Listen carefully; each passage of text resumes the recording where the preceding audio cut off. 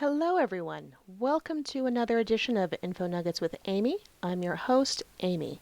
I am the Assistant Branch Manager and Adult Services Librarian of the main library of the St. Johns County Public Library System here in St. Augustine, Florida. Today we'll be talking about how you can create your own family tree using the Canva website. Let's go ahead and get started. So if you haven't used Canva before, it is a fantastic online tool that allows you to create all sorts of different documents. I use it traditionally for brochures or flyers for different events that we have at the library, but I recently discovered the usefulness for creating family trees with this. The people at the Pena Peck House had approached me about recreating a family tree for them. Someone had done one for them in the past. It was absolutely gorgeous. It was hand calligraphy. I mean, it was beautiful. However, as genealogy research goes, over time they discovered that there were some changes that needed to be made. Some place names were not quite correct. They needed to change some dates around, add a couple of names. I mean, this is normal in genealogy research. Just when you think you have everything figured out, as you continue your research, you discover, well, no, I had a name wrong, or the year isn't quite what I thought that it was. So this is normal, and when they asked me to go ahead and create a tree for them, I decided this is something that would need to be done in electronic format, because knowing genealogy research, there are going to be future changes that will come around. So I wanted to do it in a way where they could just email me, say, hey, Amy, we decided, or we found a different year, can you please fix that? And it would take me less than 2 seconds to jump in, change a year or whatever, and then download it again, and then just have it printed out once more. So Canva is ideal for this because it has such a high level of customization. If you've used any of the other genealogy softwares in the past, you know that they have templates that you can use for your family trees, and you can upload some pictures or do a couple of different types of charts, but they're very standard stock issue family tree charts that don't allow a high level of customization. Here in Canva, what I'm about to show you, you are building it from scratch, and you can do whatever you want. The sky's the limit. There's no limitation on the type of chart that you want to create. And let me show you really quick 3 different types that I've been working on. So this was the one that I created for the Pena Peck House, the Peck family chart. I liked how they had originally set theirs up, where for each generation they're listing the siblings. I found that to be enormously informative, and it makes it easier for visitors to their museum when they see the different in-laws, the different names or surnames. It's easier for them to make connections, because be like, oh, I have a Moss in my family, I wonder if there's a connection, and then they can go ahead and discover if they are tied into the Peck family at all. And what I've also done on this one is for the direct descendant line that they were tracing, I went ahead and put those in bold, where the other siblings were a lighter color to sort of illustrate that line. So this is one type of chart. Here's another one that I've been working on. I loved this image, how you have the road going off into the distance with the trees and the fog. It's just very evocative and very symbolic for some of your trees that go farther back. This is still a work in progress. Please don't judge me by my font choices here. I'm making it just clear and simple, and then later on I'll go back and maybe change those fonts to something else. But these are some new names for me. A friend has been doing some research, and she's been able to go back a couple of extra generations that I myself haven't been able to figure out. So she's been passing some research along onto me, and I've been wanting to create a tree out of that. Another one that I've been working on, and this is an example of a non-traditional tree that you're not going to be able to really create anywhere else. This is a purely mitochondrial maternal, my mother's mother's mother's mother's mother, that kind of tree.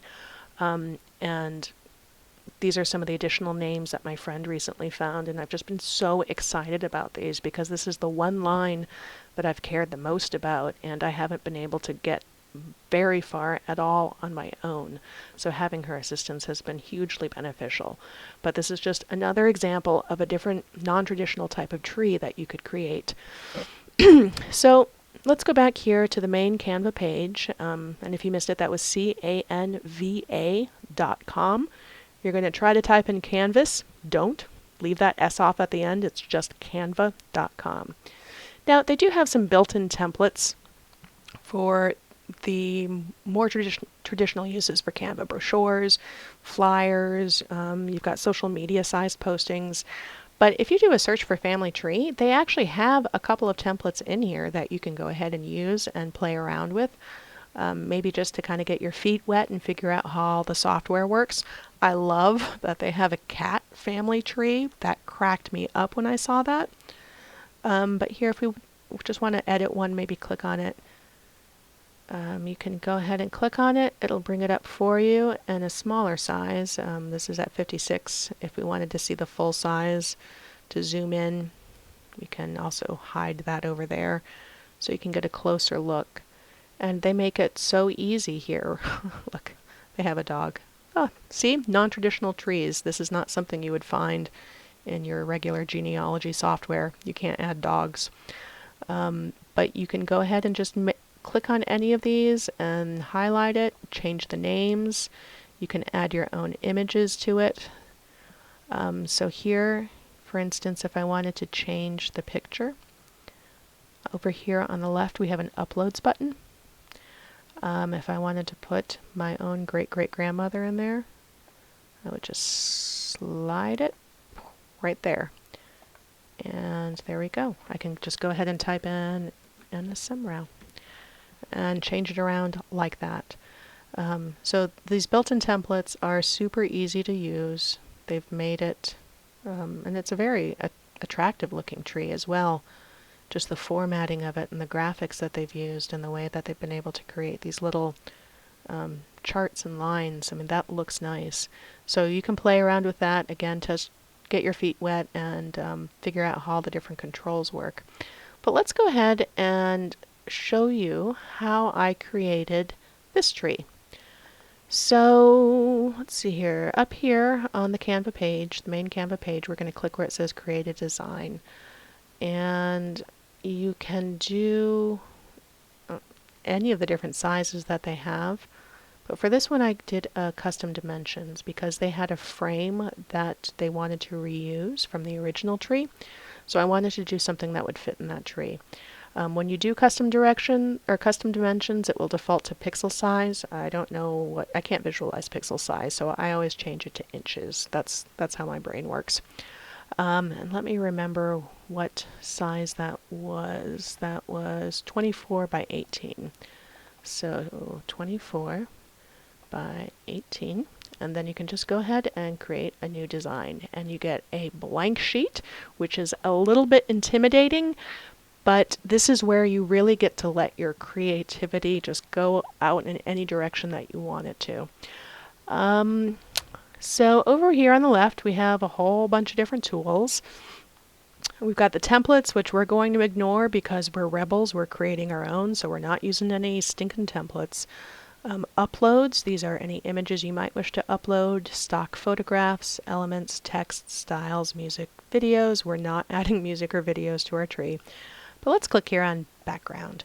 They have a whole bunch of different background images that you can use, or different patterns, or even if you just want a different color, you can click on the white sheet and you have a color box up here and you can choose whatever color you want. And if you don't like the default colors, you can go here and get a very specific, any other color you can dream of. You can just slide the scales around and slide it to wherever you'd like it to be. And if there's even a hex number that you know that you want to enter in for a color, you could go ahead and put that in right there. Let me show you really quick something though with the images, because they do have a lot of great stock photographs in here, and I did a search recently for some of the trees, because, family tree, get it? And they have some really great images in here you can use. So if you wanted to do a tree like this, I mean, this is just a gorgeous image. I love those colors. But you can drag the size of the image. Maybe it'll go down a little bit, and then you can pull it over to like right there. And then you could put in a little tree, actual family tree right here. Sometimes though, the background is a little bit darker than what you need for your purposes, but you don't really want to make this part any more faint. So what I do, one of my tricks, is I'll go over here to Elements, where we have a bunch of different shapes. And I might just click on a square, drag it to where I will be typing in the tree. And they try to match the color of the box up to the image that you're using. But I might do, oh gosh, no, I don't like that. Let me go to a different version of this blue. So I'll go to New Color, and then maybe slide that down a little bit. And what I like to do is we've got a transparency tool right here, so I can click on that and make it a little bit less transparent, or more transparent. So it makes it obvious that when you put type on top of it, it'll stand out a little bit more and it won't get lost into the background of the image. This is especially useful if you have a particularly busy image in the background, like say it was something like this, where, oh, that's a nice picture too. And I can also position images, see, backward. So this would stand out a lot more, and I could fiddle with the transparency a little bit more, maybe change the color around, but you get the idea. So much customization. This is where all of your time is going to be spent. Like, if you've been doing genealogy for a while, you're going to think your research took a long time. Customization on Canva is where you're going to be spending the most of your time. Because there's just so many things to choose from. It's the cereal aisle where you can just go on forever and ever and ever and fiddle with things to your heart's content. Oh, look at this one. That one's a nice one too. Okay, so anyway, what we had been doing, okay, I was going to show you how to do this. Here we go. So first thing I wanted to do was put the name of the family up here. So I clicked on text. We have 3 basic text sizes: heading, subheading, and then body of text. Underneath we also have some what they call font combinations. These are just little things. This is traditionally best for things like your brochures or your flyers. You might be able to use this in a family tree, but we're going to skip that for now and just go back up to the top of the page. I'm going to click on Add a Heading. It automatically highlights the text ready for you to type it in. I'm going to type in Peck Family. Now this is the fun part where we get to play around with the fonts, and there are so many fonts to choose from. I haven't counted, but I would say there's hundreds of fonts in here for you to choose from.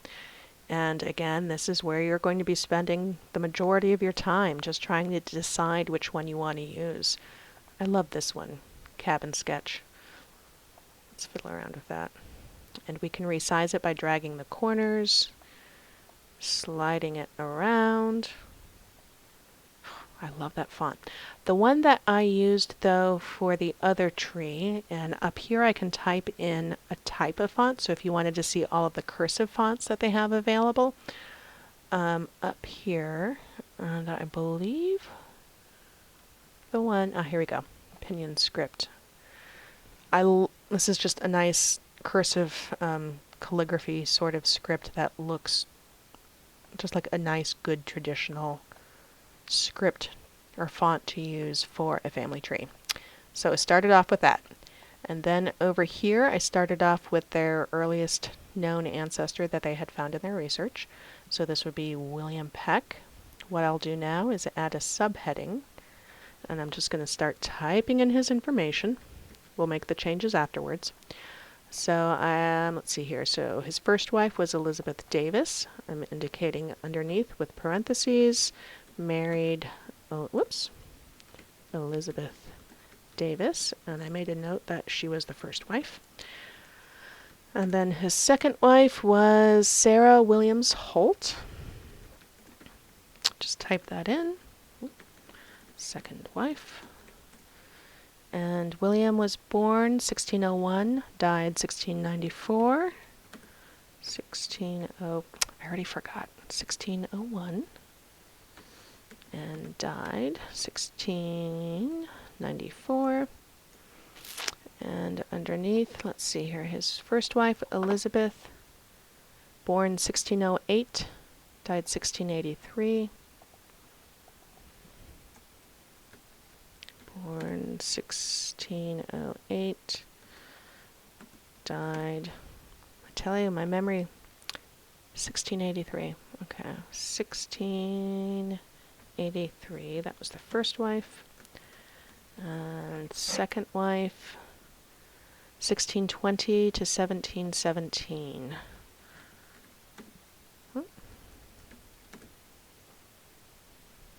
Telling you my memory. 1620, 1717. Died 1717. Okay, so now that we have all the information entered, obviously this won't fit there, so we'll need to make some changes. The font size that I had chosen, and actually first let's change the font itself. So I used two different types of font in here. The big, pretty script one for the name up at the top, but then when it comes to the nitty-gritty, the actual ancestors and their descendants and just the data that you're entering, you'll want to use a font that is fairly easy to read, because that's the whole point of a family tree. You want to be able to read it and to see the different names. You're going to be tempted to do things like this in cursive. Don't. Just do a standard font. For this one, I chose, the font name is SA1743. I liked it because it's kind of representative of the time period, the earlier printing press type of print that they had. So let's change this to SA's 1743. And rather than scroll through all of those, I'm just going to do a search for essays. There it is. Click on that. Makes the change. Now for the size. For the first name up at the top, let's see, 28.1. Whoops. Right here, you can just type the size you want directly into it. It'll make the change.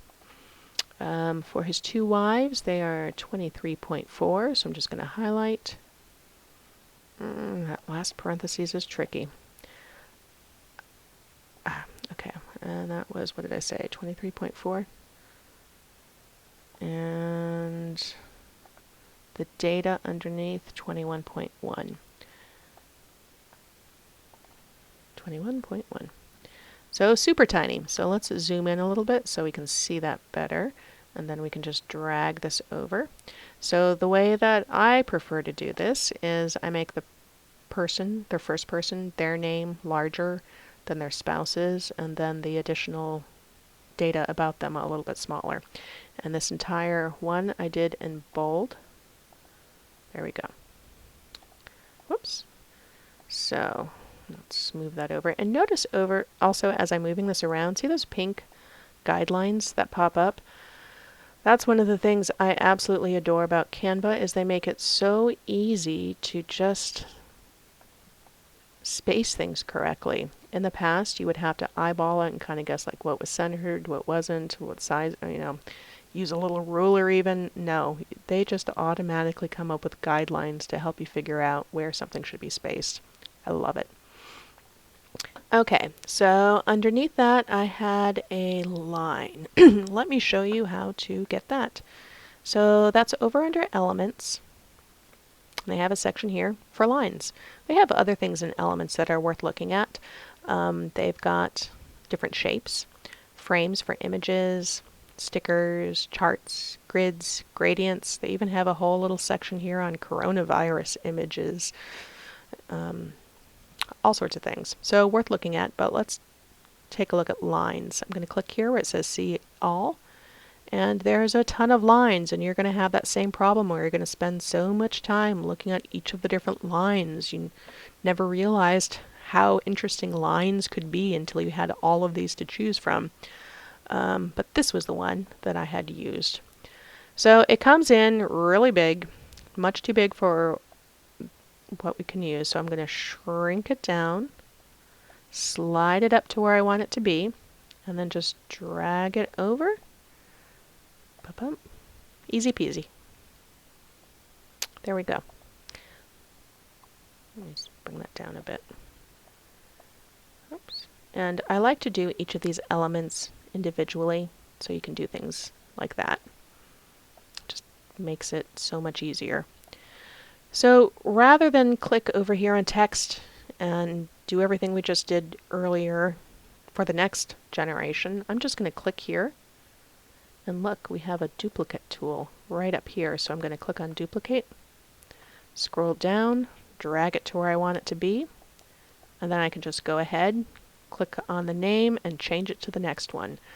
I did have to resize these a little bit, so they were a little bit smaller than the ones at top. So for instance, this was a size 24, so I can just change that to 24 and then make adjustments as necessary. And then just keep doing that. It does take a lot of work. You are creating this from scratch, but again, the level of customization that you can do with this makes it so worthwhile. I mean, you're limited only by your imagination. You can do whatever you want to do. And I can't remember if I mentioned this in the beginning. Canva, it is a free website for you to use. You just have to create a username and password. There are some limitations on the different images and tools that are available to you. So you can start creating it, and if you decide you want to upgrade a little bit, as of right now, what are we, November 2020, I think you can get 1 month for about $12, $13 month to month. You can cancel it at any time. So when I was working on this particular chart right here, I did choose to get the monthly subscription just to use it for 1 month, so I could go ahead and do some resizing and get some additional options in here that I wanted. Primarily, it was resizing. You do need to have the upgraded account if you ever want to change the size of something around. But you would have access to a lot more images if you wanted to do that, a lot more fonts. It's up to you. So I would advise start off with the free one, see how far you can get, and if you want to, then just do a 1 month of subscription and then cancel it if there were additional images that you wanted. But they make it pretty easy. I mean, this is a pretty intuitive web-based tool. This isn't software that you need to download on your computer. You just go to canva.com. It is, as it is web-based, you will need to have an internet connection. So it's kind of like a streaming service. If you think of it that way, you need to be connected to the internet. You can access this on your phone or on a tablet. I have tried doing editing on my phone, and it's kind of hard, especially with this level of detail. So this is something I do on a laptop, or you might want to on a desktop. It's just easier to see and easier to maneuver. But again, there are so many different types of charts that you could create, because everyone's families are a little bit different. In your research, there are maybe things you want to highlight. Maybe you want to do something like this where it's just a mitochondrial or maternal chart, or like the one that we saw earlier where they had the image of the dog or the family pets. You can just customize this to your heart's content, and they make it so easy. So I hope you found this useful. If it turns out that you do have some questions, some follow-up questions, or how to, feel free to contact me. Our general email address is sjcpls@tblc.libanswers.com. We are also on Facebook, SJCPLS, or on YouTube, SJC Library Vid. But if you have any questions, send an email to that email address and just say, please pass this along to Amy. I have a question about Canva, and that email will find me.